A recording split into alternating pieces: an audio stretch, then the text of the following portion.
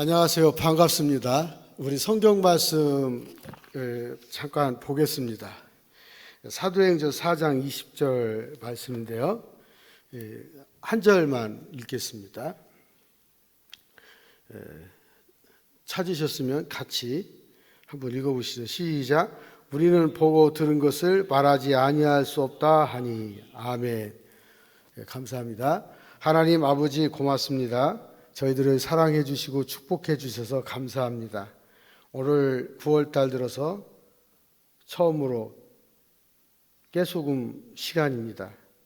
깨닫고 소중하고 또 금같은 시간을 하나님 앞에 드립니다. 아버지 하나님, 이 귀중한 시간을 통해서 우리 하나님과 더 가까워지는 시간 되게 해 주시고, 우리가 보고 들은 것을 이제는 말할 수 있다는 자신감을 가지고 밖에 나가서 생활할 수 있도록 주여 도와주옵소서. 무엇보다도 성령이 간섭해 주시고 여호와의 손이 붙잡아 주시며 주님의 지팡이를 잡고 어디든지 가는 주의 백성 되게 하옵소서. 예수님의 이름으로 기도하옵나이다. 아멘.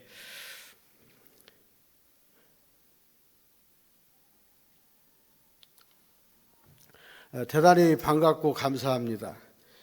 제가 이 이슬람교에 대해서 강의를 해달라는 부탁을 아프리카에 있을 때 받았습니다. 정찬호 목사님께서 연락이 되지 않아 가지고 간접적으로 이렇게 돌아서 저에게 연락이 왔었는데, 제가 이제 그 콩고 국경 지역에 가 있다 보니까 인터넷이 되다 안 되다 이렇게 했습니다. 그런 가운데 오늘 백석대학교에서 또 깨소금 시간에 초청을 해주셔서 정말 감사합니다. 부족하지만은 2시 반까지라고 그러니까 제가 볼 때는 이슬람교를 2시 반까지 끝낸다는 거는 이거는 좀 어불성설이고요. 그냥 깊이 있게는 못 다룰 것 같습니다. 몇 년 동안 공부를 하고 해도 다 모를 수 있는 부분이 이슬람교인데, 정말 쉽게 생각하고 접근하는 것이 이제 우리 기독교인들의 습관인 것 같아요. 저는 이제 오늘 제가 강의할 수 있는 그 부분은 우리가 평범하게 알고 있는 이슬람교의 이런 문화적인 그런 것도 중요하지만은 유튜브 보면 다 나와요. 뭐 강의하는 사람들이 많으니까. 근데 이슬람교 이전의 시대를 좀 살펴보고, 그러면서 무함마드가 어떤 사람이었는지 그걸 살펴본 다음에 조금 비교하면서 이렇게 설명하는 쪽으로 가겠습니다. 그리고 이제 이슬람교에서 가지고 있는 금기라는 것이 있어요. 금기. 실천해야 될 것이 있고 실천하지 않아야 될 것들이 있는데, 이런 것들은 이제 다음 기회에 시간이 될 때 이렇게 다뤄지고요.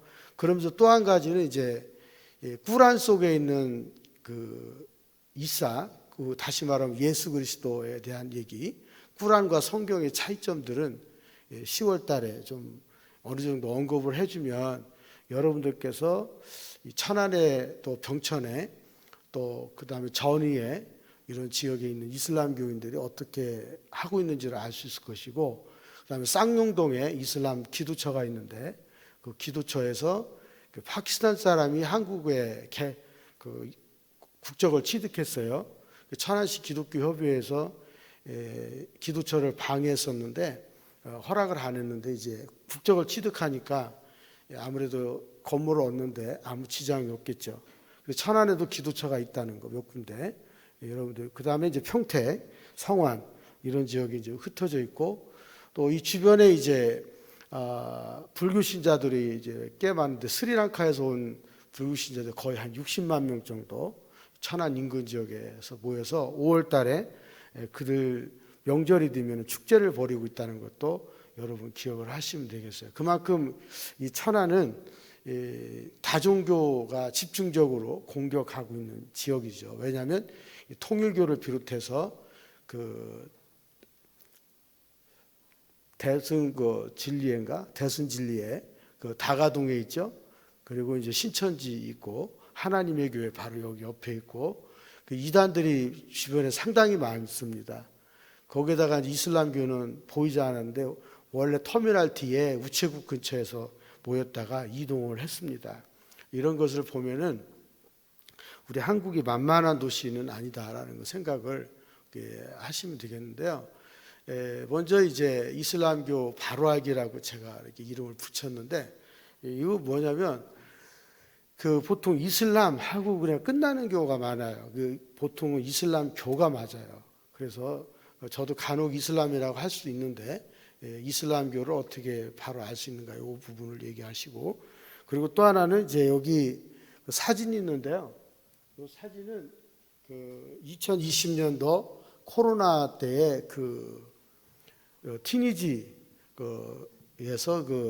티니스에서 한 4시간 정도 아래로 가면은 1300년 된 이슬람 모스크 사원이에요. 저 사원인데 저 안에 들어갔다가 이제 기도 시간이 다 돼서 추방당해 가지고 다른 그 앞에 상가에 있는 그 옥상에 올라가서 그쪽을 배경으로 해서 찍은 사진입니다. 저 안에 한번 모이면 무슬림들이 한 10,000명 이상 모여서 메카를 향해서 기도할 수 있는 아주 좋은 곳이고, 또 하나는 저 안에 해시계가 있습니다. 그래서 그 해그림자를 보고 자기들이 하루에 5번씩 메카를 향해서 기도할 수 있는 곳이고요. 그리고 이제 돈이 없는 사람들은 저 곳에 가서 성지순례를 합니다. 사우디아라비아 갈 수 없으면 이곳에 가서 한 바퀴 돌면 사우디를 갔다 온 것으로 인정하는 그런 전례가 있어요. 그러니까 이 아프리카에는 이제 성지 같은 곳이 그 케냐의 문바사에 한 군데 있고 소말리아에 한 곳에 있어요. 그리고 이제 북아프리카의 모로코라든지 카사블랑카에 있습니다. 또 서부 아프리카의 세네갈에 또 있고. 근데 우리가 생각하기보다는 이슬람교는 이 오스만 터키 전쟁 이후에 사하라 사막 이남까지 많이 확산되었다는 것을 알 수가 있습니다. 그래서 오늘 우리가 이제 생각해서 이슬람교는 과연 무엇인가? 성경과 꾸란에 나타난 무슬림의 신앙은 어떤 것인가? 무슬림들이 믿는 것과 진리로 여기는 것은 어떤 것인가? 이런 것들을 이제 간편하게 한번 살펴보겠습니다. 그리고 이제 이것을 알기 전에 먼저 아라비아의 지리적 환경이 어떤 것이 있는가 우리가 살펴보겠는데, 저 빨간 표시되어 있는 곳이 이제 어떤 곳이냐면 최초에 이제 그 이슬람교가 출발한 곳이죠. 근데 이제 성경에 보면은 이슬람교가 없어요. 없고 이제 그들이 믿고 있는 이제 하디스라고 하는 책이 있습니다. 이 하디스는 무함마드가 평소에 가르쳤던 어록인데, 이 어록이 공인된 것은 한 2,000에서 3,000개 정도가 되고 그 이후에 나온 것이 10,000개가 넘습니다. 근데 그 나머지 7,000여 개는 가치가 별로 없는데도 이슬람교에서 가장 소중하게 여기고 있죠. 그래서 처음에는 이제 꾸란과 하디스와 그 다음에 이제 샤리아, 이 세 가지는 이슬람교의 절대적인 기둥이에요. 그 꾸란은 뭐냐면 제가 오늘 하나 가지고 왔는데요. 이 꾸란은 제가 이제 사무실에 있고, 이 꾸란은 그 아랍어하고 영어하고 같이 돼 있어요. 그래서 이거는 사우디아라비아 이슬람 신학대학에서 동시에 배우고 있는 교과서입니다. 경전이에요. 그래서 경전인데 아랍어로만 되어 있는 것은 이제 원래 경전이고, 이렇게 영어가 들어가 있는 것은 해설서라 그렇게 말합니다. 절대로 경전으로 인정하지는 않아요. 그리고 이제 한국어로 된 것도 이제 있는데 두께가 너무 두꺼워서 제가 안 가져왔어요. 가방이 무거워가지고. 그런데 이 꾸란 외에 이제 그 하디스, 샤리아는 이슬람의 율법이라 그렇게 말씀드릴 수 있는데, 그 하디스에 보면은 이런 이야기가 있어요. 좀 이야기하고 지나가는 것이 이 강의로 해서 도움이 될 것 같아요. 그 아브라함과 그 사라, 또 그 다음에 이제 이야기가 나오지 않습니까? 그 아브라함이 나이가 80이 돼도 아이를 낳지 못해서 그 몽종 집에서 일하는 여인과 관계를 가져서 아이를 낳아서 그 이스마엘을 출산했죠. 그러고 나서 이삭을 낳은 거 맞죠. 그런데 이제 하나님께서 그 이삭을 낳은 것에 대해서는 별 말씀이 없으시는데 이스마엘을 출생한 거에 대해서 불편해 하셨어요. 왜냐하면 정상적인 가정에서 아들을 낳은 것이 아니니까 좋지 않아서 그때 어떻게 됐냐, 어느 정도 성장했을 때 내보내라고 한 거예요. 그러니까 아마 서울에서 대전같이 정도 거리가 되는 곳에 데리고 나가는데, 잘 들으시면 재밌어요. 아브라함이 그 이스마엘하고 그 부인을 데리고 나갈 때 준비해서 간 게 있어요. 하나는 염소통에, 염소 위통, 이 위통에다가 물을 부었고, 두 번째는 대추야자를만 준 거예요. 다른 거 안 줬어요. 그래서 염소 위로 만든 물통은 열대지방에서 넣어서 물을 마시면 굉장히 시원하고 좋습니다. 우리가 그 물을 마시면 배탈이 나지만 중동 사람들한테는 냉장고처럼 그 물이 시원하고 아주 좋습니다. 그래서 그걸 이제 마시고 이걸 짊어지고 이제 갔는데 사막에 이른 거예요. 사막에 이르렀는데 보니까 아무도 없어요. 밤이 되고 이제 이스마엘하고 이제 아브라함하고 셋이 그 자리에 머물러서 자기들이 섬기던 부족신을 향해서 이제 조그마한 달을 만들어 놓고 기도하고 제사도 지내고 했는데, 그 다음날 떠나려고 하니까 이제 하갈이 왜 가느냐, 그러니까 야훼께서 너희들을 내보내라고 그랬다, 그렇게 이야기하고 이제 그 떠나려고 하니까 여자가 이제 붙잡을 거 아니에요. 그래도 기둥 같은 남자인데 아들을 버리고 간다니 말이 안 되지 않습니까? 그래서 떠나면서 이제 그때 이 하갈이 야훼께서라는 말을 들었어요. 그 말을 듣고 그럼 당신은 가라, 놔줬습니다. 남자를 놔주고 이스마엘과 그 이제 이스마엘의 엄마만 사막에 남아 있어요.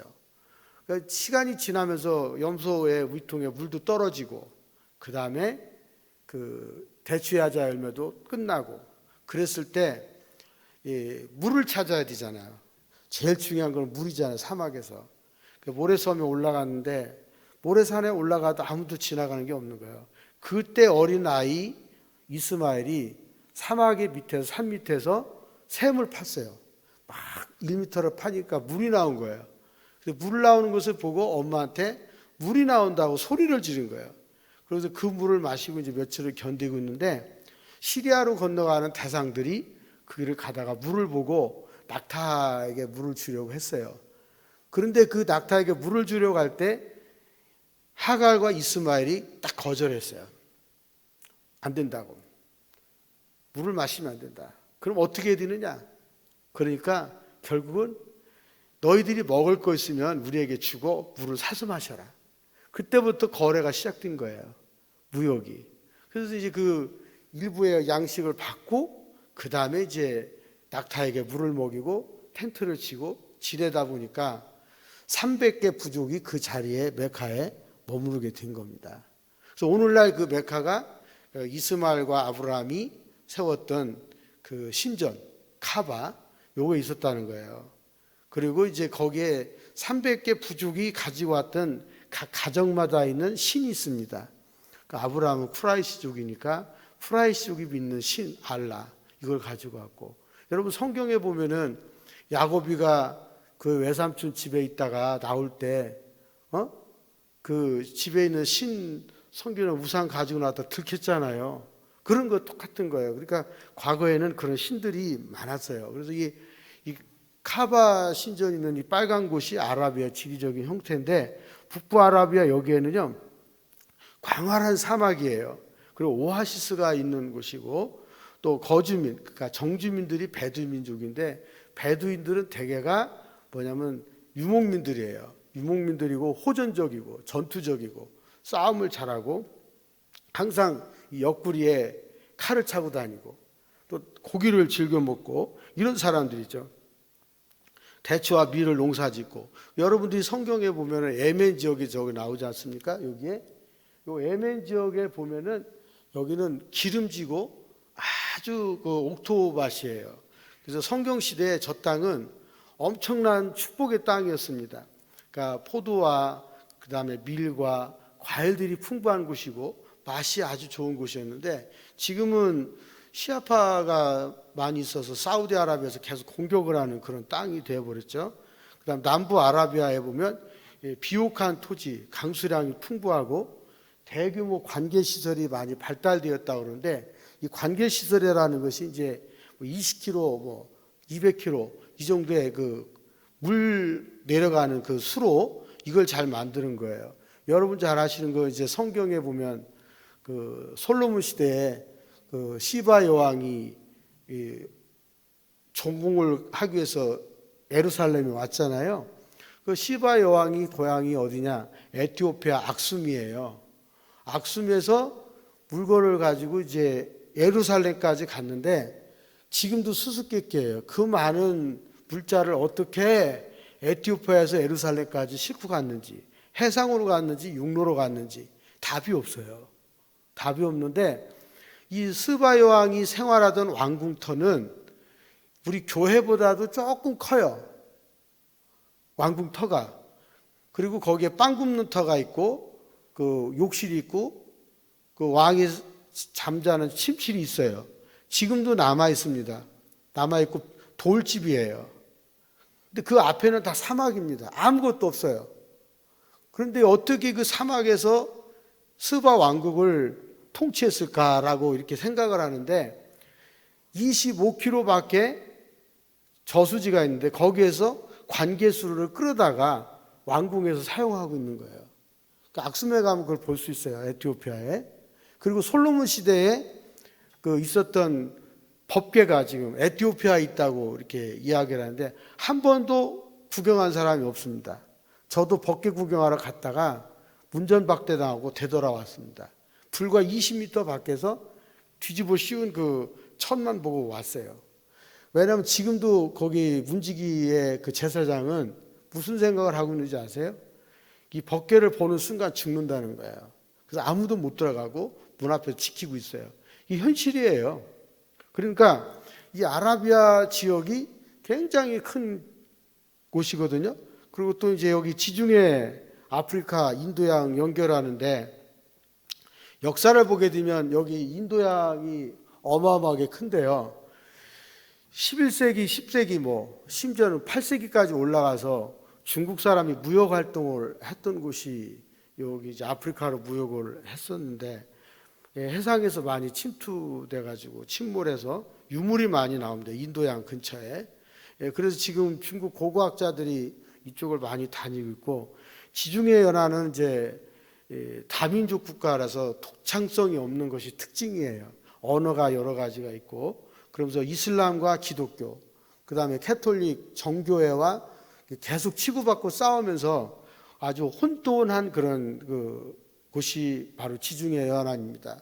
어떻게 보면 단일 민족이 없는 곳이 지중해. 아프리카는 54개 국가니까 여러분들이 54개 국가 가운데 북아프리카, 그다음에 서부아프리카, 중앙아프리카, 동부아프리카, 남부아프리카 이게 나눠지거든요. 그래서 이 북아프리카에는 이제 마그레브라고 이렇게 하는데 해가 지는 곳이라 그래요. 그래서 성경에 보면 해 뜨는 곳에서 해 지는 곳까지 그런 게 있는데 그러니까 레반트에서 마그레브 이런 뜻입니다. 그러니까 레반트는 그 중동 지역을 말하는 거고 마그레브는 해가 지는 곳은 북아프리카를 얘기하는 겁니다. 굉장히 아름다운 곳이긴 한데 이쪽 지역에 이제 지리적 환경이 굉장히 좋고 그다음 메카와 야트랍이라고 그러는데 이 야트랍은 어떤 곳이냐면 메카에서부터 240km 정도 떨어진 그런 곳이고요. 여기서 오아시스가 있고 이곳에서 이제 베두인들이 움직이면서 생활하고 있는데 특별히 이제 베두인들은 그 여행객들을 안내하는 가이드 역할을 참 많이 한 사람들이에요. 꾸란 106장 1절과 2절에 보면은 무함마드가 이제 속했던 지역에 비누 그 글씨 잘 보입니까? 예. 바누 쿠라이시족이 그 1년에 2번이는 상인무역으로 부를 축적하던 곳인데 쿠라이시족의 보호를 위해서 대상으로 하여금 겨울과 여름에 안전하게 여행하도록 도와준 사람이 베두인족이다. 그랬는데 그 당시 가장 많이 유행했던 것이 뭐냐면 별자리를 보고 이동하는 거예요. 그 별자리를 보고 이동하는 문화가 동방박사 문화까지도 연결이 됩니다. 이런 것이 이제 같이 맥락을 하고 있다는 거고요. 그래서 이제 아라비아 정부와 사회를 보시게 되면 여기에 이제 중앙 정부가 없는 것이 특징인데 어떤 통치 기술이 없는 거예요. 대표적으로 최근에 발생한 리비아 사태가 바로 이런 겁니다. 중앙 정부가 불합리하니까 그 댐 붕괴돼서 많은 사람이 죽잖아요. 종족 집단이 지금도 굉장히 그 강렬하게 영향력을 미치고 있어요. 예를 들면은 우간다 같은 경우에도 대통령은 있지만 그 종족에서 각 지역마다 왕이 있습니다. 지방 왕이. 그 왕들이 허락을 하지 않으면 정부의 어떤 의결도 제대로 이루어지질 않아요.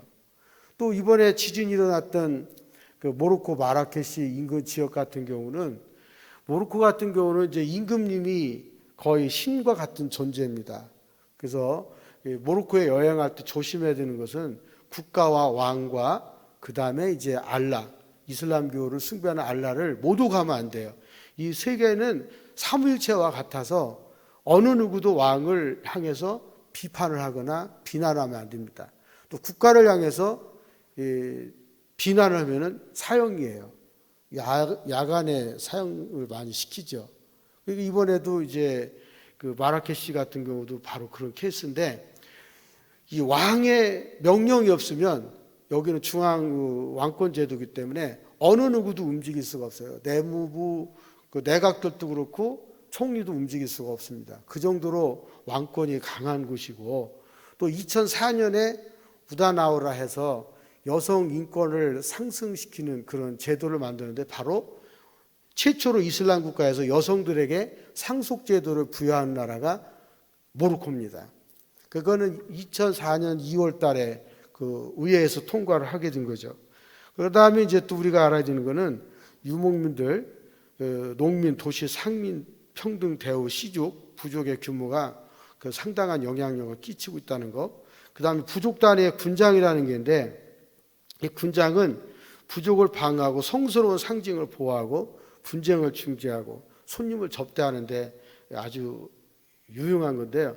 여기에는 이제 눈에는 눈, 이에는 이 이런 그 용어가 있어요. 그러니까 우리가 가끔 눈에는 눈, 이에는 이 이런 얘기를 많이 하는데 이슬람 지역에 가서 지켜야 될 룰이 하나 있습니다. 그 부족이나 마을에 가면 꼭 하나씩 있는 것이 있어요. 그게 바로 뭐냐면 이 군장인과 같은 그 상징적인 장소가 있습니다. 성스러운 곳. 여기에는 돌아서 지나가야 되고 그 장소에는 그 다음에 이제 사진을 찍으면 안 되고 그 근처에 애부인이 가까이 가면 안 됩니다. 그런 그 룰이 하나 있어요. 그러니까 이건 추장이 아주 철저하게 그 관리를 하죠. 여러분도 시골에 가면 마을 중앙에 정자나무가 있다든지 오래된 나무 옆에는 신성한 곳으로 믿고 과거에 정월 초하루 날 제사 지내고 무당들이 떡 올리고 했던 거를 기억을 하실 겁니다. 똑같아요. 아프리카에도. 그러니까 중동 지역도 똑같습니다. 어디든 조금만 고개를 올라가려고 하면 그 고개에 어떤 것이 있어요? 선앙당이 있어요. 돌을 얹어놓고 기도하고 가고. 그러니까 이걸 가리켜서 이슬람의 이제 신비주의라 그렇게 얘기를 합니다. 신비주의자들은 바로 얼마든지 그 일을 할 수가 있는 거예요. 그다음 앞에서 말씀드린 대로 베두인들은 무장사회고 경쟁적인 유목민족인데 여러분 이게 굉장히 베두인들은 그 호전적이에요. 근데 그 중동에서 호전적인 민족들이 또 있습니다. 누구냐면 베르베르족의 그 후계의 한 3단계 정도 거쳐 있는 뚜아레그족이라고 있습니다. 뚜아레그족이 있고 그 다음에 이제 뚜아레그족 밑에 이제 무슬림으로 바뀌어진 사람을 무어족이라 그렇게 해요. 그러니까 모리타니아와 스페인 지역에 안달루시아 이쪽 지역에 무어족들이 굉장히 많이 삽니다. 이 사람들은 그 아프리카에서부터 스페인까지 공격하고 스페인에서 다시 그 유럽으로 공격을 하는 그런 그 정복자들이었어요. 그러니까 무어족이라고 하는 그 단어는 무슬림이라는 뜻이고 그 투아레그족은 그 베르베르족에서 변종된 민족이라 이렇게 보시면 되는데 이 베르베르족은 사하라 사막을 낙타를 타고 소금을 싣고 건너다니는 사람들이에요. 그러니까 얼마나 그 강인한 사람들이에요. 여러분 사하라 사막이 그 날씨가 온도가 얼마나 높은지 아세요? 그 한여름에 제일 높을 때 70도까지 올라가요. 70도까지 올라가는데 제가 사하라 사막에 들어갔을 때는 66도였어요. 66도. 그러니까 이 사하라 사막에 66도 되는 데서 지내보세요. 어떤가? 숨이 팍팍 막히죠? 밤에는 또 기온이 한 20도 밑으로 뚝 떨어져요. 굉장히 춥습니다. 그럼 그 사하라 사막 안에 있는 그 거처는 어떤 곳이냐? 낙타, 털옷으로 만든 텐트예요. 밤에는 바람이 솔솔 들어와서 굉장히 춥습니다. 그래서 잘못 잘못하면 사막에서 얼어 죽을 수가 있어요. 그런데 이 66도, 70도 되는 데서 에어컨이 돌아가겠습니까? 안 돌아갑니다. 그런 지역인데 이 뚜아레그족이 그런 길을 아무런 일이 없듯이 건너다닙니다. 그래서 이 사람들은 디아스포라로 살기 때문에 어디냐? 니제르, 나이지리아, 부르키나파소, 베냉, 토고 이쪽에 다 퍼져 있습니다. 조금씩 소수로.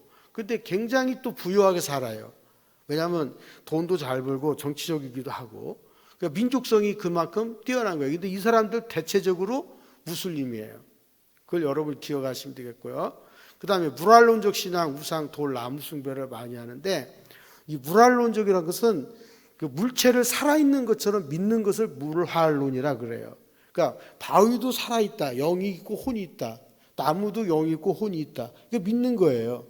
신존재로 믿는 거죠. 그런 것이 이제 많이 있고 여기에 보시면 숭배 전통이라는 것인데 숭배 대상 주변을 정해진 횟수로 돌면서 뛰거나 걷는 행위인데 이런 것이 이제 그 동양 종교에서도 많이 있어요. 예를 들면 신도교에서도 탑돌이를 한다든지 불교 신자들이 성지순례를 가서 탑돌이를 한다든지 이런 게 이제 있고 그다음에 무당들도 어떤 그 돌담이 있으면 그거를 탑돌이를 합니다. 그러니까 이런 문화가 전 세계적으로 비슷해요. 그러니까 울란바토르부터 시작해서 유럽으로 해서 아프리카, 그 다음에 남미, 브라질로 해서 북아메리카로 이렇게 빙 도는 것이 다 그 샤머니즘은 거의 다 비슷해요. 그러니까 브리아트에서부터 시작하는 그 무당들의 축제와 그 다음에 아프리카 베냉에서 있는 그 축제와 그 다음에 남미에 있는 브라질에서 있는 무당들의 축제는 거의 다 똑같아요. 여러분들이 세계적으로 무당은 특별한 게 없어요. 그러면 능력이 부족하면 한국 무당은 어디로 가냐? 중앙아시아로 가고 아프리카에 가서 능력을 받아갖고 와서 경상남도 하만에서 능력을 발휘합니다. 지리산 밑에서 놀렐루야. 그러니까 이 칼춤 타고 칼사다리 타고 하는 거 다 아프리카 귀신이 같이 덧씌워가지고 움직이는 거예요. 쉬운 게 아니죠. 그리고 이제 성역이 있는데 이제 하람 하트와라는 그 숭배라는데 요즘에 이제 이슬람 이전에 나온 것이 이제 파투아라는 단어가 있어요. 이거는 인터넷에 떠요. 그래서 이 하투아라는 말은 뜨질 않습니다. 이거 뭐냐면 신이에요, 하나의. 신을 숭배를 하게 되는데 요때 이제 그 쇼마침이 돼버렸네.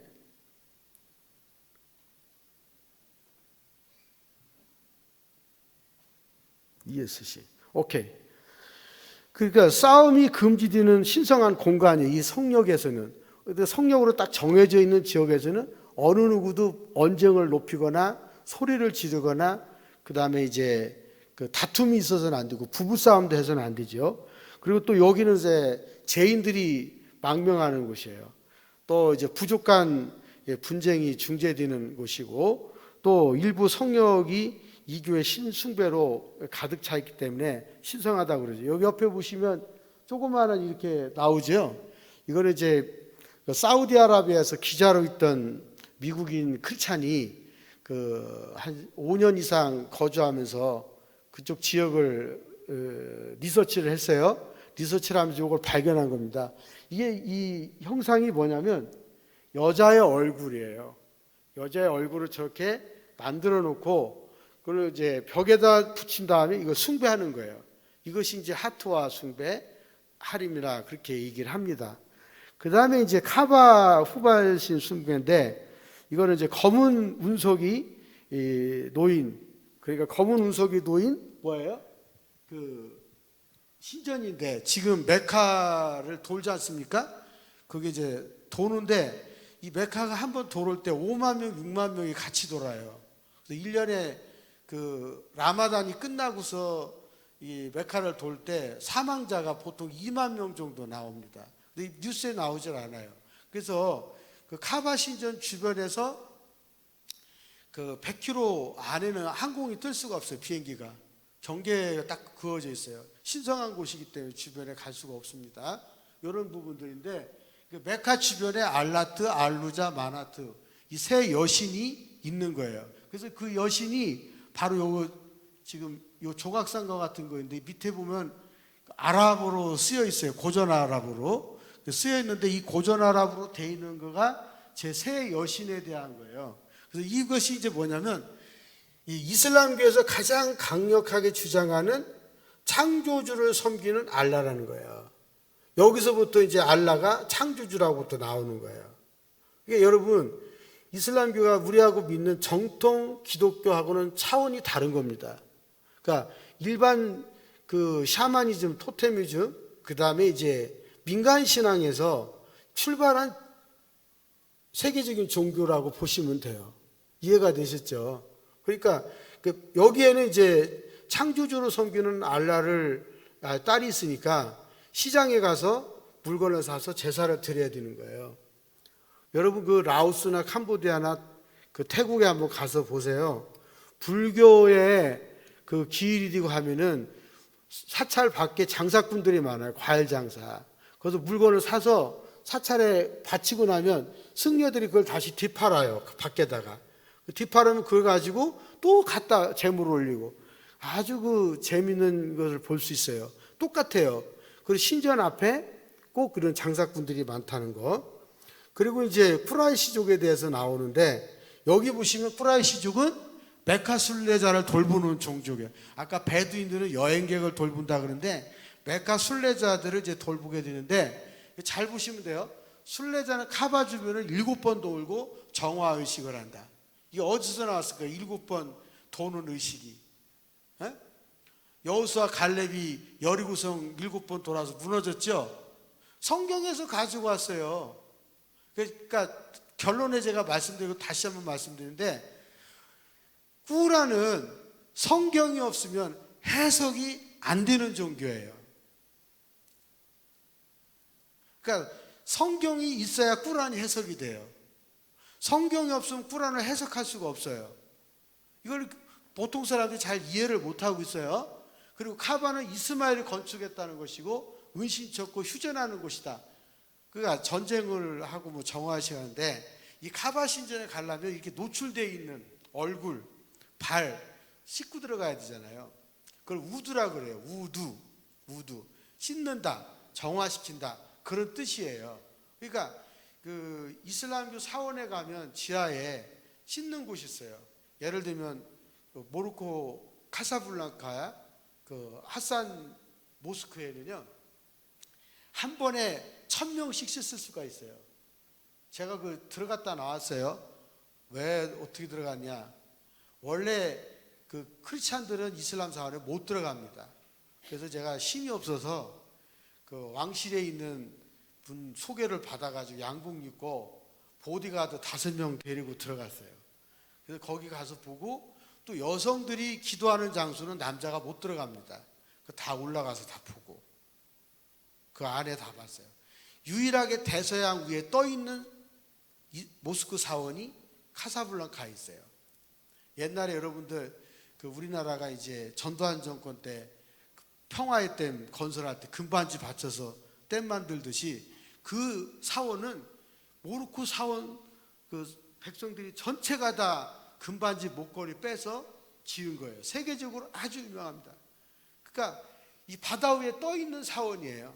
거기에 가서 정화의식을 하고 그 다음에 사막이나 여행할 때 물이 없으면 어떻게 정화의식을 하냐? 모래로 얼굴을 씻으면 돼요.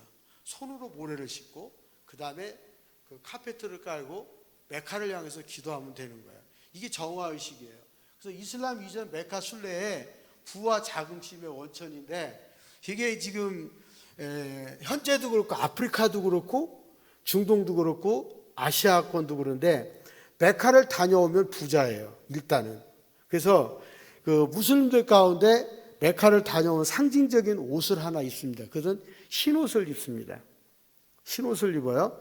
머리에서부터 이제 발까지 흰옷을 입고 메카를 다녀오고 난 다음에 마을 사람들한테 황소를 잡아서 자카트를 합니다. 부재 활동을 해요. 가난한 사람들에게 식탁을 제공하고. 그래서 저녁 때 5시가 되면 메카 순례 다녀온 사람들은 그 집 앞에 식탁을 차려놔요. 거기에 앉으면 소고기를 먹을 수 있습니다. 고기가 먹고 싶은 분은 그 자리 여행객도 앉아 계시면 5시 반쯤 되면 안에서 주방에서 큰 접시에 빵과 고기가 나옵니다.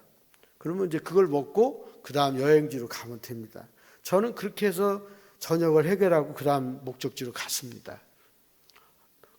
일부러 식당에 레스토랑 갈 이유가 없어요. 굉장히 맛있거든요. 그래도 그 신약 성경에 있는 말씀대로 거리낌이 없으니까 먹는 거예요. 아시죠? 그리고 이제 이런 그 쿠라이시족들이 이제 이 이슬람의 원조인 거예요. 이렇게 보시면 되고요. 그 다음에 이슬람교 이전에 다신교, 외부 유입 종교들이 많은데 그 유대교와 기독교인데요. 정통 유대교가 있고 그 다음에 기독교라고 할 때 세 부류가 있어요. 그 당시에는 어떤 것만 있었냐면 동방종교가 많았어요. 지금 동방종교가 있는 데는 그 우크라이나 전쟁하고 있잖아요. 2022년 2월 24일 전쟁이나 지금까지 계속 진행되고 있죠. 그 다음에 러시아. 그러니까 그 구소련 연방공화국이 대부분이 그 동방종교가 많고, 그 다음에 프로테스탄트 개신교 이쪽은 이제 캐톨릭 쪽인데 여기에는 이제 소수였어요. 근데 이때 이제 논쟁이 많았었던 거고요. 그래서 거기 보면 6세기 후반으로 나오는데 아라비아 남서부 쪽에 비잔틴 왕국과 국경 접한 북부 사막 지역에 바로 이 기독교와 유대교가 많았습니다. 그 다음에 이제 기독교 국가 탄생이 되는데 14세기 초로 넘어오는데 여기서 이제 6세기에서 14세기로 딱 넘어오는 이 어간이 기독교의 암흑시대예요. 뭐 교회사 교수님들도 잘 아시겠지만은 암흑기간에 특별히 이제 8, 9, 10, 11세기 이때는 기독교가 그렇게 확장되지 않았어요. 그러니까 여기 기독교 확장되지 않고 또 예를 들면 만리공화국 같은 경우도 기독교가 확장되지 않으니까 자연법이라는 것이 있어요.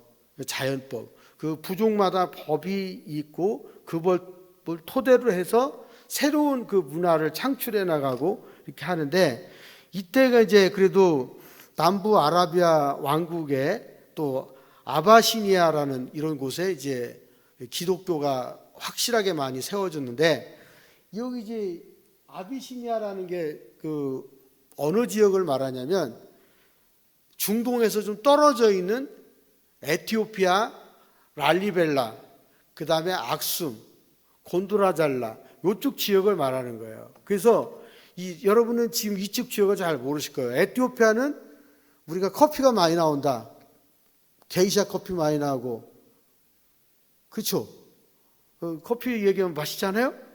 그리고 이제 그 동부 쪽에 그 소말리아 가까운 지역에 이슬람이 지배를 하는데 한 90% 에티오피아 있고 커피가 많이 나오는 지역 이슬람교가 많아요.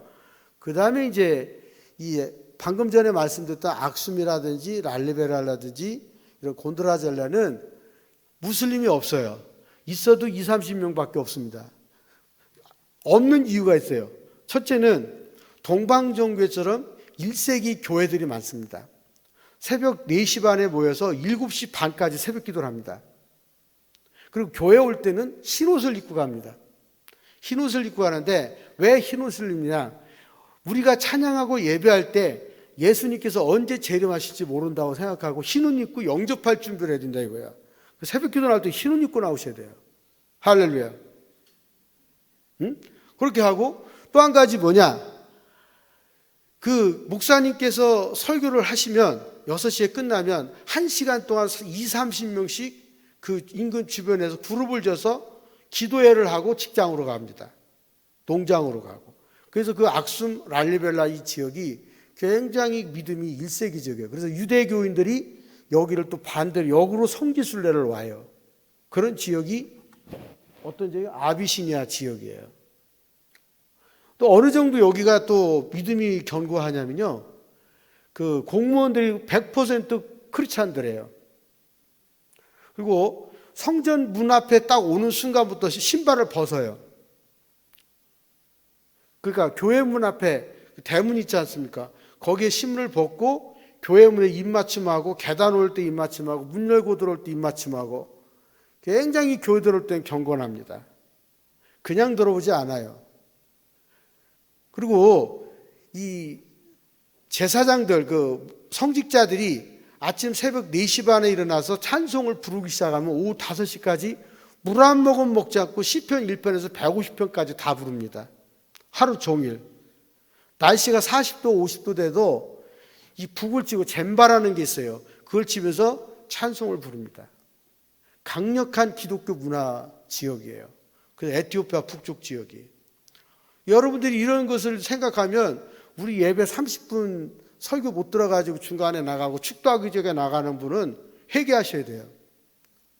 가끔 내 뒤에 앉아서 보면은 설교 끝나고 공목사님 기도하실 때 뛰쳐나가는데 예배 드린 거 아니에요. 그거 가짜예요.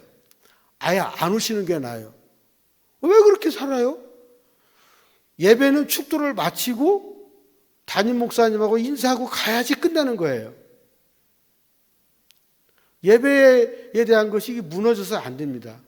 그래서 항상 여러분들이 토요일에는 기도할 때마다 어떤 기도를 드려야 되느냐? 내일 주일을 살려 주옵소서. 예배를 살려 주옵소서. 찬양을 살려 주옵소서. 기도를 살려 주옵소서. 내 영혼을 살려 주옵소서. 할렐루야. 이거 하지 않으면 안 돼요. 한국교회 문 닫아요. 굉장히 이거 심각한 거예요.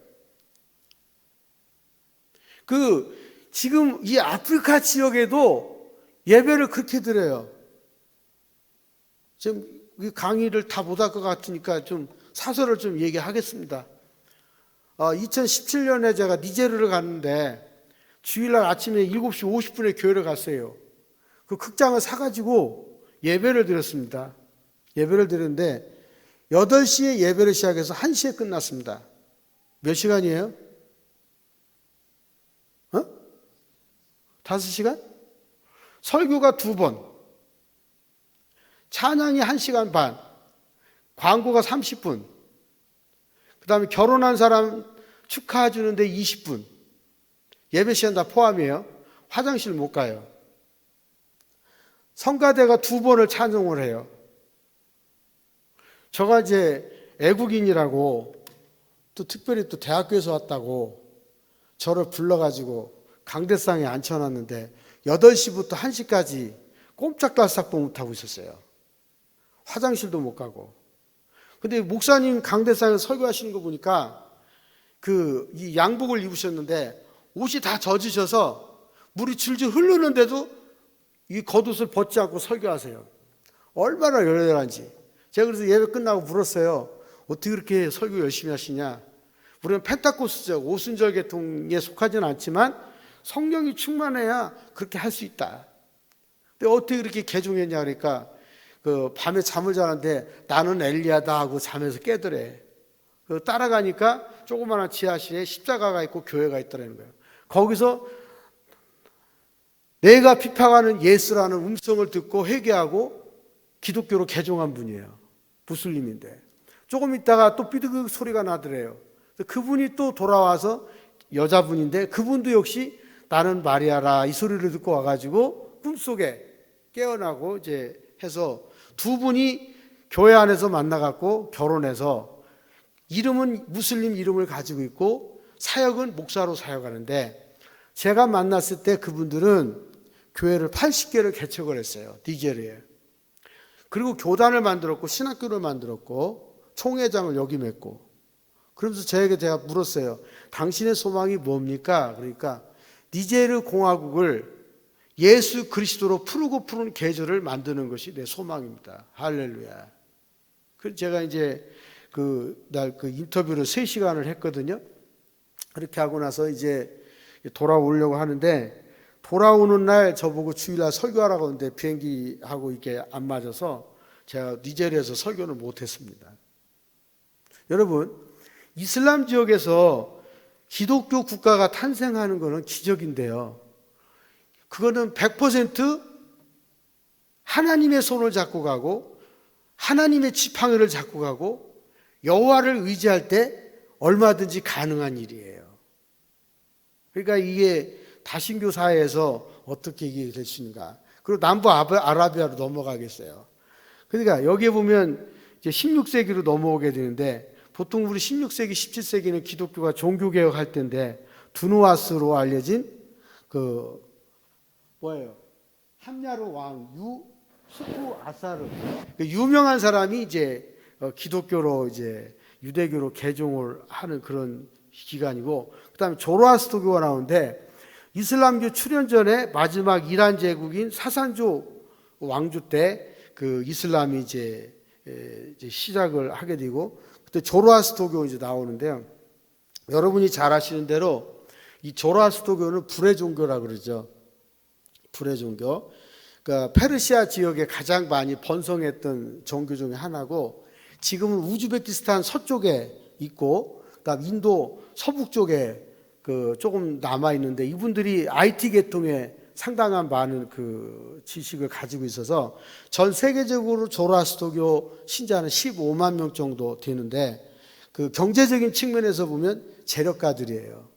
그리고 이 조로아스터교의 사람들은 아리안족 사람들이 많은데, 이 아리안족은 바로 페르시아를 왕래하던 사람들입니다. 그래서 이란이라든지 아제르바이잔이라든지 아르메니아 이쪽 지역에 성지순례를 갑니다. 왜냐하면 그쪽이 조로아스터교 본산지이기 때문에 그래요. 그리고 과거에는 이 조로아스터교가 많은 왕성하던 시대에는 이 땅에 파이프만 꽂으면 가스가 나왔어요. 이란과 이 페르시아 지역에. 그래서 불을 붙이면 가스가 나오는데, 다른 게 다 필요 없어요. 내가 딱 한 가지만 설명해 드릴게요. 조로아스터교는 불의 종교라고 그랬으니까 여기에 가스불이 나요. 자, 잘 보세요. 우리는 예수 그리스도를 믿는 사람이기 때문에 십자가의 보혈로 죄 용서를 받지요. 그렇죠? 틀렸어요? 확실하지 않습니까? 내일 아침에 아멘 하셔도 됩니다. 근데 이제 조로아스터교는 내가 죄를 짓고 남을 미워했어요. 그러면 여기 불이 막 이렇게 일어나요. 불이 일어날 때 여기를 불을 딱 뛰어넘어가면 죄 용서 끝나요. 간단하죠. 근데 요즘에는 이제 가스 유전 개발을 많이 해서 이제 많이 나가니까 가스레이트 린나이 그거 있지 않습니까? 그거 키워요. 사람들이 올 때 이제 죄 용서 받으니까 딱 스톱을 키면 불이 올라오잖아요. 가스불이. 그때 딱 넘어가요. 가끔 꺼져요. 그래서 죄가 용서가 안 될 때가 있어. 이게 참 세상이 많이 바뀐 거예요, 여러분. 이 조로아스터교는 불의 종교인데, 우즈베키스탄에 가면 큰 사원이 하나 있어요. 거기도 있고, 곳곳에 있는데, 이제 얼마 전에 그 사원 옆에 큰 건물을 지었던 사람이 빼앗겼어요. 저거 누구 거냐? 조로아스터교 교인일 겁니다. 내 걸로 가지고 하느라 그래가지고 빼앗긴 적이 있습니다. 깊이 확산하지 못한 유대교와 기독교인데, 이 베두인족들과 일부 기독교, 유대교 개종하고 토착 종교 전통 유지를 하고 이게 되는데요. 여기가 아주 전환점이고 분기점이 될 수 있어요. 기독교가 선교하지 않고 전도하지 않고 찬송이 약화되면 무덤이에요.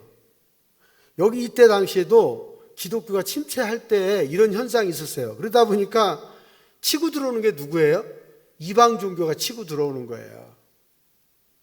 굉장히 좋은 게 한데, 그러니까 오히려 토착 종교들이 더 강력하게 또 일어나고 왕성하게 일어나서 여기에 이제 기독교들이 위축돼 가는 그런 현실이 이제 발생하게 되는데, 여기 여러 가지 요인들이 있겠죠. 특별히 이제 이라크 지역의 사산왕국과 국경을 접한 곳, 시리아 지역의 비잔틴 주변에 위치한 부족들 이런 건데, 시리아는 여러분 지금 내전이 일어나서 지금까지도 해결이 10년 넘게 되고 있지 않지만, 여기는 기독교 유적이 꽤 많은 곳입니다.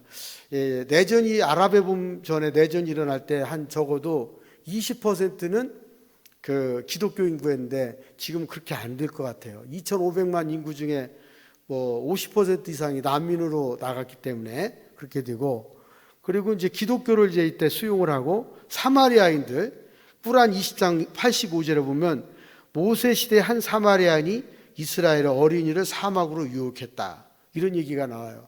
그러니까 이제 참 무서운 얘기들이 많이 나오고 있는데, 어쨌거나 그 당시 무함마드가 성경을 조금 알고 있는 사람들에게 설교를 많이 했어요. 요즘 이단들이 기독교 진리에 대해서 조금 아는 사람한테 설교하고 전도 많이 하는 것과 똑같아요. 그 당시에도. 난 놓고 기억자 모르는 사람보다도 어느 정도 기독교에 대한 인식을 갖고 있는 사람들한테 설교를 많이 해서 이때부터 이제 무함마드가 이제 활발하게 움직이기 시작했다는 거예요. 그 다음에 무함마드 유일신 사상과의 차이점이 나오는데, 유대교 및 기독교의 유일신 사상과의 차이점을 강조하면은 이 하니프라는 것을 언급하게 되는데, 하니프는 뭐냐면 이슬람교 이전 시대 유일신주의자들이 있었습니다. 그러니까 기독교 말고 토착신앙을 가진 사람들 가운데 유일신주의자들 이들이 있었고, 유대교와 기독교 관련이 없지만 메카의 카바 신전을 거룩한 뭐예요? 아랍의 아버지 아브라함의 순수한 종교를 실천하는 것이다, 이렇게 되는데, 이제 이 부분이 이제 그 이슬람교가 아브라함의 종교라고 주장하는 정통성을 여기서부터 주장을 하는 거예요. 근데 역사적으로 보게 되면 이슬람교는 아브라함의 종교하고 아무 관계가 없는데, 여기서 이제 엮어버리는 거죠. 엮어버리기 시작하고, 그래도 자기들도 이제 정통성을 가지고 있다, 이렇게 이야기를 합니다. 그 다음에 이슬람교 이전의 아랍의 종교적 관습이 역사적인 현실과 일치하는가라고 볼 때는 전혀 일치하고 있지 않다라고 저는 말씀드리고 싶어요. 그러니까 기독교하고 이슬람하고는 동질성을 가지고 있지 않다는 거예요. 전혀 다르다는 거예요. 그럼에도 불구하고 요즘에 젊은이들이 이슬람교로 많이 개종을 하고 있어요. 특히 젊은 20대, 30대들이. 그러면 한국에서 20대, 30대가 얼마큼 개종을 했을까요? 응? 2022년 법무부 통계에 의하면은 순수 한국인이 이슬람교로 개종한, 한남동으로 개종한 사람 6만 명이에요. 그러니까 6만 명이면 작은 숫자가 아니에요. 거기다가 이주민, 그 다음에 이제 한국에 와서 그 애교관이나 또 이런 사람, 이주 근로자로 사는 사람들이 포함해서 26만. 네, 그러니까 20만 명이 넘는 거죠. 그 다음에 또 이제 거기다가 4452해서 한 10만 명. 여기 애국인 근로자들이 지금 200만이 넘으니까 무슬림 인구가 지금 한국 내에 36만 명 정도 된다고 보면 돼요. 그러면 한국 인구 비율해서 몇 퍼센트 되냐? 0.4%예요. 조만간 1%가 될 거예요. 그럼 2060년도가 가면은 전 세계 무슬림 인구는 60억이 된다는 거예요. 100억이 넘으니까. 그럼 한국은 어떻게 될까요? 제가 볼 때 2040년 정도 되면은 무슬림 인구가 거의 뭐 5% 육박하지 않을까 싶어요. 근데 이 사람들이 개종하는 이유가 있어요. 이슬람의 역사가 재밌어서. 두 번째는 먹고 살기가 좋아서. 이슬람교 하면서 먹고 살게 해주잖아요. 뭐 이런 이야기들이 있는데, 또 이제 어떻게 보면 이슬람 지역에 여행을 하다 보니까 역사가 너무 아름다워서. 이슬람 역사가 굉장히 깊거든요. 거기에 이제 매력을 느껴서 가는 거예요. 여러분들 이게 얼마나 무서운 건지 한번 보시죠. 그러니까 무함마드의 출생과 어린 시절을 다시 한번 2분 남았는데요. 구라이시족 분파 바누하심에서 570년에 출생을 했고 고아였어요. 아버지 압달라가 태어나기 2달 전에 사망을 했어요. 어머니 아미나는 6살 때 죽었어요. 그래서 꾸란 96장 6절에 보면은 그분은 고아인 그대를 발견하여 그대를 보호하지 아니하였더뇨, 이런 얘기가 나와요.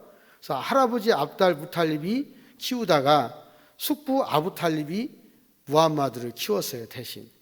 그 다음에 청년기를 보게 되면 성인이 되었을 때 상인이었고 부유한 미망이 카디자, 이 사람 한 10살 정도 위에요. 굉장히 연상의 여인이고요. 그 집에 고용돼서 직원으로 일을 했습니다. 그리고 595년에 카디자와 결혼해서 4명의 딸과 어려서 사망한 2 아들 총 6명을 낳았는데 아들이 없습니다. 무함마드가. 그리고 이제 가장 유명한 딸이 있었고 알리의 아내이자 무함마드 손자 하산과 후세인의 어머니 파티마가 있어요. 그런데 이 파티마는 모로코나 북아프리카에서는 이제 파티마의 손이라는 것이 있습니다. 그 손은 뭐냐면 우리가 이렇게 하면은 괜찮은데 이렇게 하면 모욕이 될 수도 있거든요. 근데 도시의 입구마다 이런 손이 하나씩 크게 써요. 간판이 있어요. 예를 들면 천안 들어오게 되면 천안 IC에 큰 손이 이렇게 써 있어요. 이건 뭐냐면 나쁜 신이 천안 시내로 들어오지 말아라 하는 거 파티마 손이라 그래요. 이 파티마가 이제 어머니의 이름인데 그 어머니가 굉장히 존경스러웠던 분인 거 틀림이 없어요. 그리고 무슬림들이 전하는 애원자 역할을 하고 훨씬 전인 젊은 나이에 동시대인들로부터 알-아민, 이 알-아민이라는 것은 신뢰받는 사람이라는 뜻인데 분쟁을 해결하는 일을 맡아서 일하는 사람이다 그런 뜻입니다. 그 다음에 중년기가 나오는데요. 자발 알-누르, 빛의 산, 히라 동굴에서 종교적인 수행을 했어요. 그 히라산은 굉장히 가파르고 뾰족한 산입니다. 여기에 보시면 대천사 가브리엘로부터 첫 계시를 받았는데 이때 왜 그 히라 동굴로 가느냐? 사업도 잘 되고 돈도 잘 벌고 아이들도 잘 낳는데 산으로 간 이유는 이 정치적이고 종교적인 싸움이 많았기 때문에 자기 나름대로 번민하다가 산으로 명상을 하러 간 거예요. 그때 이제 꾸란의 96장 1절과 2절에 보면 만물을 창조하신 알라의 이름으로 읽으라. 그분은 한 방울의 정액으로 인간을 창조하셨노라. 이게 창조론이에요. 한 방울의 정액으로 인간을 창조했다. 그런데 좀 이해가 덜 되는 부분들이 많죠. 또 비슷한 경험에 압도되어서 회의에 빠지고 아내 카디자의 다독임과 격려로 그가 이제 번민의 시간을 우울증 걸렸죠. 그대로 지나가고 또 613년 메카 대중포교를 하는데 제가 가로 열고 다와라 그러는데 요즘에는 대중포교라는 말을 이슬람에서 사용하지 않아요. 다와라 그러지. 이거는 기독교로 말하면 선교하는 거예요. 선교하는 건데 아주 선교가 다양한 방식으로 이루어지고 있고요. 최후의 회개, 유일신을 강조하고 또 아랍인들을 향한 경고를 하게 되고 신에게 복종했다는 거죠. 무슬림이라고 하는 것은 알라에게 절대 복종한 사람이다. 세상에 보내진 전달자다. 이러한 뜻을 가지고 있습니다. 그리고 메카인들이 분열하기 시작하는데 무함마드의 설교가 주목을 받기 시작해요.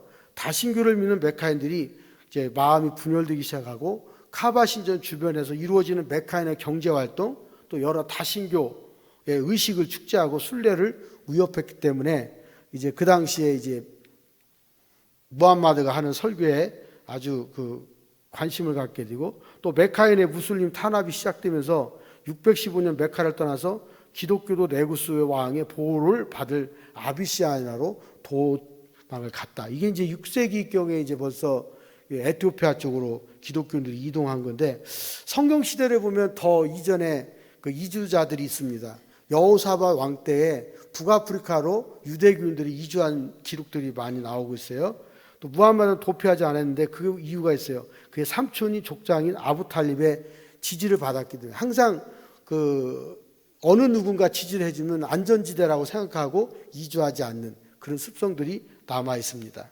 또 무함마드 1세에 보면 619년 고난의 시기, 그 다음에 이제 620년 메카 남동쪽 100km 타이프에서 설교를 하고 1년 후에 메카에 기회가 오기 때문에 다시 이슬람교들을 위해서 그쪽으로 돌아가기도 하고 또 메카에서 무슬림이든 이들의 야트립으로 이주하고 그러니까 이 메카에서 환영을 받지 않으니까 메디나로 갔다가 메디나에서 다시 메카로 왔다 갔다 했어요, 여러분. 그러면서 이제 환영받지 않으니까 전쟁을 하게 되고 정복하게 되고 또 622년 9월 14일에 아부바크르 아트립에 존재하다가 히즈라의 이주를 기념해서 이슬람 시대의 시작의 상징이 622년에 확실하게 진행이 되기 시작하는데 이때 메카에서 이슬람교를 창시하고 메디나 움마를 건설했어요. 이게 뭐냐면 메디나 움마는 무슬림들이 하나의 공동체로 지내는 거예요. 여러분 라마단 기간에 보시면 무슬림들이 남성들이 어깨를 맞대고 있지 않어요? 이 하나의 형제애라는 것이고 메카의 정신을 가지고 있는 거예요. 이게 운마 정신이거든요. 이슬람교에서 빼놓을 수 있는 게 운마 정신입니다. 그래서 622년에 결국은 이제 뭐가 시작됐다고요? 바로 이제 그 이슬람교가 정식적으로 출발하게 되었다라는 거예요. 시간이 많이 지나가기 때문에 여기까지 해야 될 것 같습니다. 제가 3시까지 하고 싶지만 더 재밌게는 저녁까지도 하고 싶어요. 그런데 여러분 스케줄이 있으니까 그렇죠? 그리고 이제 얼마 전에 우리나라에 이제 이슬람 근본주의자들이 많이 들어왔어요.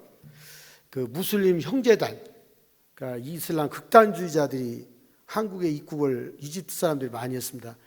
코로나 기간이에요. 2021년, 22년에 많이 들어왔는데 우리나라에 그 아랍어를 하고 불어를 하는 분들이 많아서 인천공항에서 많이 색출을 해서 되돌려 보냈어요. 한국은 들어올 수 없다. 그리고 이제 IS가 춘천과 그다음에 교문이 의정부 이쪽에 침투하고 인천 남동공단에 이제 이맘들이 와서 살라를 안내하고 그랬었는데 참 이 정부가 많이 색출해서 내보내고 테러 방지법을 국회에서 통과해갖고 됐는데요. 그 이슬람 극단주의가 가장 발전하게 된 동기가 있어요. 그거는 1920년대 이집트에서 출발을 했는데 그 평사리에서 나온 이 책이 있거든요. 진리를 아는 이종표라는 책이 있는데요. 이게 이슬람 근본주의자들, 극단주의자들 교과서예요. 그리고 책이 굉장히 아주 유명한 건데 사이드 쿠투비라고 하는 분이 쓴 책인데요. 이 책을 읽으면 누구든지 이슬람의 근본주의자가 될 수 있어요. 여러분이 거기로 가지 않기 때문에 제가 이 책을 소개하는 거예요.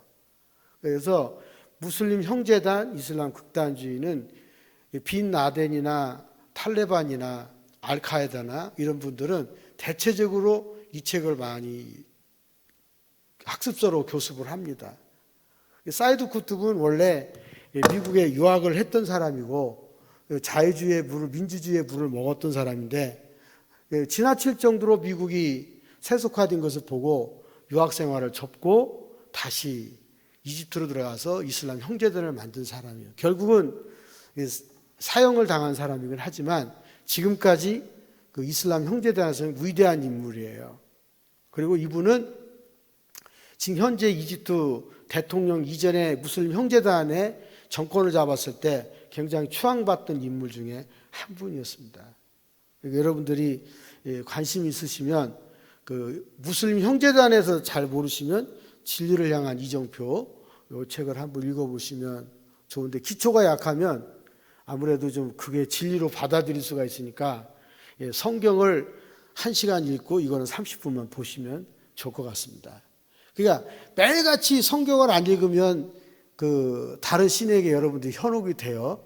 그래서 적어도 크리스찬이라면 아침 4시 반, 4시에 일어나서 아침 식사하기 전에 출근하기 전까지 성경을 읽고 식사하시고 출근하시고 아멘이십니까? 아멘이 안 하고 지옥 갈 준비를 하시려고 합니까? 이거 오늘날 한국교회가 이렇게 힘이 없고 연약한 거는요 말씀이 없어서 그래요. 그러니까 중앙아시아라든지 이런 지역이 성경을 지나치게 멀리했고 낭송하는 소리만 들어서 그래요. 내가 눈으로 보고 확인하고 깨닫고 읽으시면 그것이 쌓여서 영적인 파워가 강력해집니다.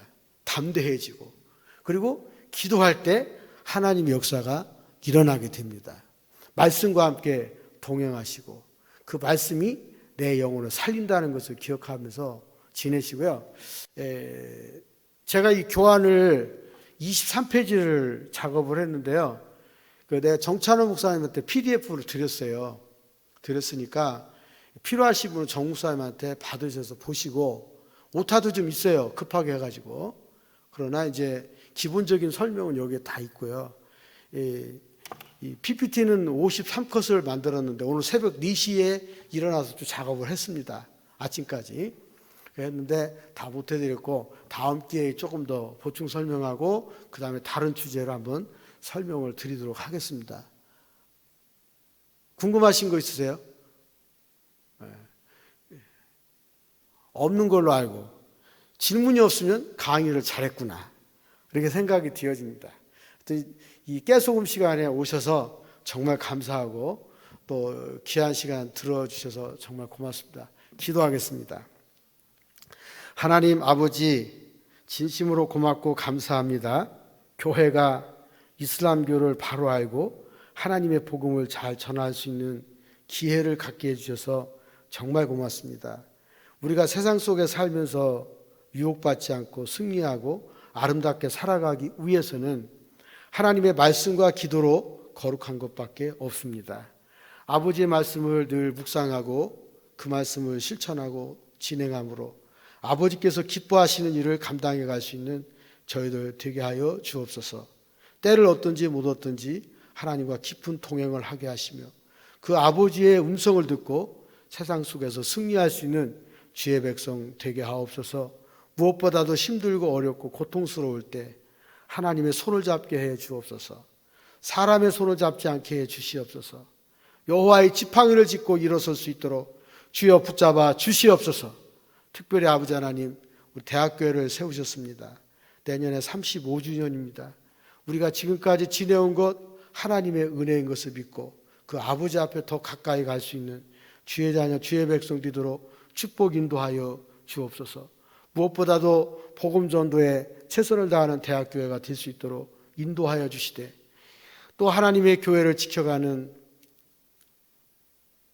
공규성 목사님에게 입술에 담대함을 주시고 또 담대하게 선포할 수 있게 하시며 손을 들어 기도할 때 여호와의 치료하는 광선이 임하여 고침받는 자가 많아질 수 있도록 아버지께서 역사하여 주옵소서.